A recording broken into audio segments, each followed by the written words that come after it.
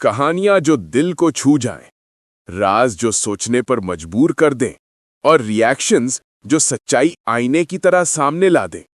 दोस्तों, स्वागत है आपका मलिक रिएक्शंस पर, जहां हर कहानी अपने भीतर एक नई दुनिया छुपाए बैठी है। यहां हर किस्सा एक गहरा एहसास है और हर रिएक्शन एक अनकही सच्चाई। हेलो दोस्तों, नमस्कार। मैं आपका दोस्त मलिक दिल से आपका स्वागत करता हूं आपके अपने YouTube चैनल पर।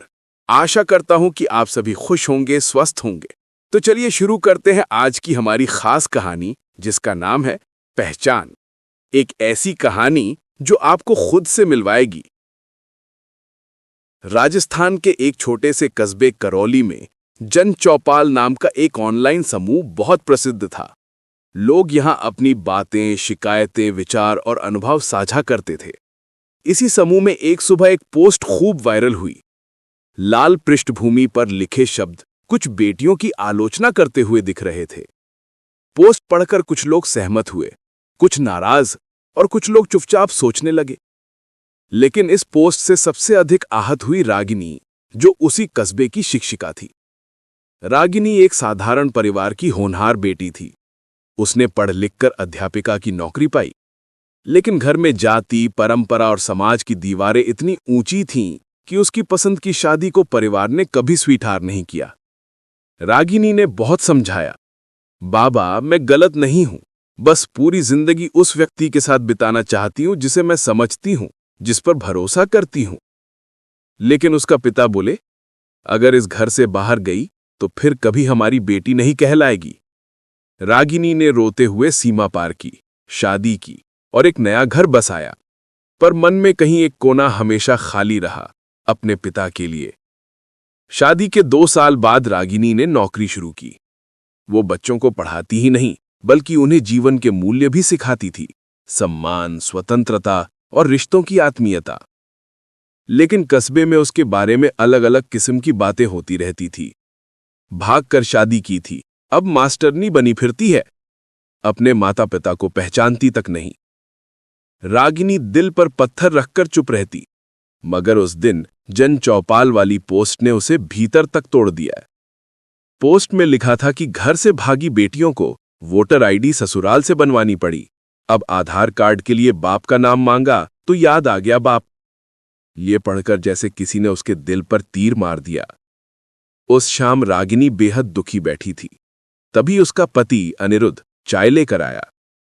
फिर वो पोस्ट की वजह से परेशान हो। रागिनी की आंखें भर आईं। क्यों लोग ये नहीं समझते कि हर बेटी जो घर छोड़ती है, वो माता पिता से नफरत के कारण नहीं जाती। कई बार परिस्थितियां ही ऐसी बन जाती हैं। अनिरुद्ध ने उसका हाथ थाम लिया। दुनिया कुछ भी कहे, लेकिन तुमने किसी का बुरा नहीं किया, अपनी राह खुद चुनी। बस यही बात बहुतों को चुभती है। अगले दिन स्कूल में रागिनी बच्चों को परिवार और रिश्ते का पाठ पढ़ा रही थी। तभी कार्यालय के चपरासी ने आकर कहा, मैडम, कोई आपसे मिलने आया है। रागिनी बाहर आई तो उसकी सांस रुक गई। वहां उसका पिता खड़ा था। चेहरे पर उम्र की सैकड़ों लकीरें, लेकिन आंखों में वही पुराना वात्सल्य। बाबा, आप? पिता ने कांपते स्वर में कहा, बिटिया, वोटर आईडी और आधार की पोस्ट पढ़ी। लोग कुछ भी कहें, लेकिन मुझे सच पता है, तूने हमें कभी नहीं छोड़ा। छोड़ने तो हमने तुझे मजबूर किया था। रागिनी फफक कर उनसे लिपट गई। वर्षों का दर्द, सदियों की रूढ़ियां पल भर में पिघल गईं। रागिनी का पिता बोला, लोग लिखेंगे, बोलेंगे, बेटियां भटकी कहेंगे, लेकिन आज मैं खुद कहने आया हूं, बेटियां भटकती नहीं, बस उन्हें समझा नहीं जाता। तू हमेशा मेरी रही है। उस दिन रागिनी ने जाना, दुनिया की लिखी हर बात सच नहीं होती। कभी कभी पोस्ट, टिप्पणियां और आरोप सिर्फ समाज की जल्दबाजी होते हैं, ना कि हकीकत। शाम को रागिनी ने जनचौपाल पर एक पोस्ट डाली, हर उस बेटी के लिए जो अपने सपनों के लिए घर से निकलती है, उसे दोष ना दें, क्योंकि वो घर नहीं तोड़ती, सिर्फ अपनी पहचान बनाती है। रिश्ते खून से नहीं, समझ से चलते हैं। उसकी पोस्ट पर हजारों लोगों ने दिल और सम्मान का चिन्ह लगाया। उसके पिता ने भी टिप्पणी की, मेरी बेटी, मेरा गर्व।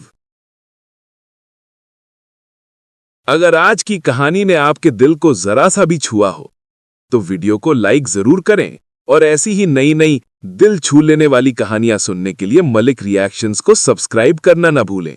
हम बहुत जल्द फिर मिलेंगे एक नई कहानी के साथ, एक नए एहसास के साथ।